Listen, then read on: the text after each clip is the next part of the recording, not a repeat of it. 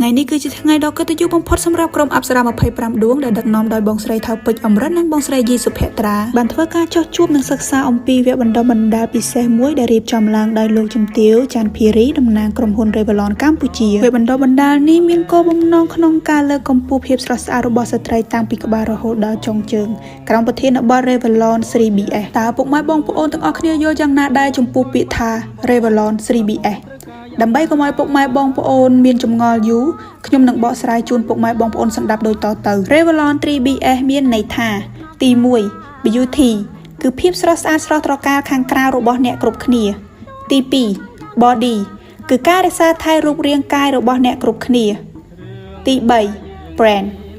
គឺជាភាពឆ្លាតវៃឆ្លាតពូកែច្នៃប្រឌិតនៅក្នុងការរស់នៅជាប្រចាំថ្ងៃមិនត្រឹមតែប៉ុណ្ណោះទេ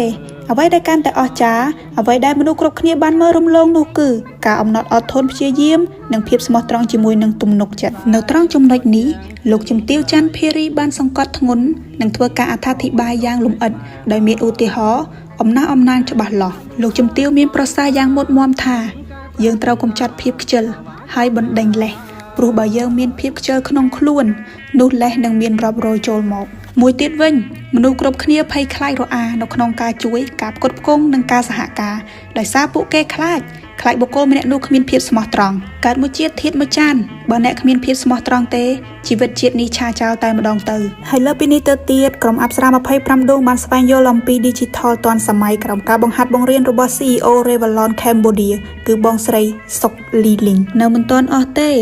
Revlon បានធ្វើការអញ្ជើញបងសីហានិងក្រុមការងារដែលសុទ្ធសឹងតែជាអ្នកឯកទេសជំនាញតុបតែងមុខមកបង្ហាត់បង្រៀនចែករំលែកចំណេះដឹងបទពិសោធន៍អំពីការតុបតែងមុខរយៈពេលមួយថ្ងៃពេញនៃសកម្មភាពជុំគ្នាមួយនេះបានបន្សល់ទុកនូវអនុស្សាវរីយ៍ស្នាមញញឹម